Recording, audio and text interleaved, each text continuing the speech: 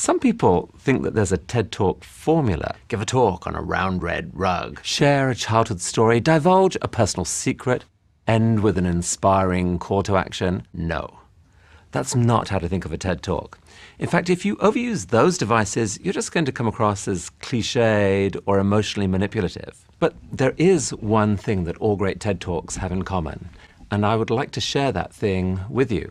And even though these speakers and their topics all seem completely different, they actually do have one key common ingredient. And it's this: a strange and beautiful object that we call an idea. But wait, what is an idea anyway?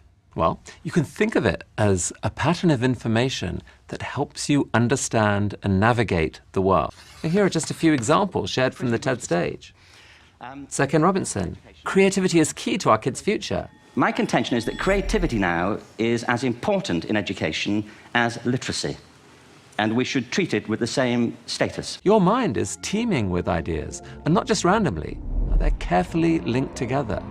Collectively, they form an amazingly complex structure that is your personal worldview. It's your brain's operating system. It's how you navigate the world.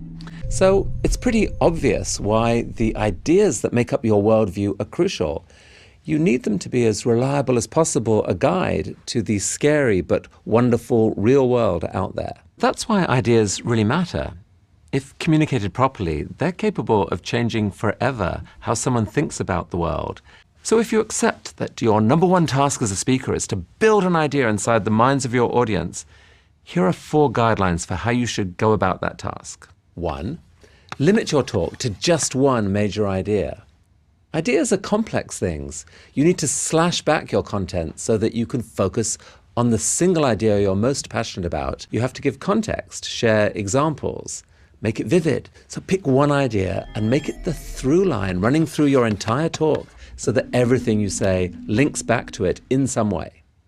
2. Give your listeners a reason to care. Before you can start building things inside the minds of your audience, you have to get their permission to welcome you in. And the main tool to achieve that? Curiosity. Stir your audience's curiosity. Use intriguing, provocative questions to identify why something doesn't make sense and needs explaining. If you can reveal a disconnection in someone's worldview, they'll feel the need to bridge that knowledge gap. And once you've sparked that desire, it will be so much easier to start building your idea. 3. Build your idea, piece by piece, out of concepts that your audience already understands. You use the power of language to weave together concepts that already exist in your listeners' minds, but not your language, their language. You start where they are. For example, when Jennifer Kahn wanted to explain the incredible new biotechnology called CRISPR, she said, "It's as if for the first time you had a word processor to edit DNA. CRISPR allows you to cut and paste genetic information really easily." Now, a vivid explanation like that delivers a satisfying aha moment as it snaps into place in our minds. It's important, therefore, to test your talk on trusted friends and find out which parts they get confused by. 4. Make your idea worth sharing. By that I mean, ask yourself the question, who does this idea benefit? If the idea only serves you or your organization, then I'm sorry to say it's probably not worth sharing.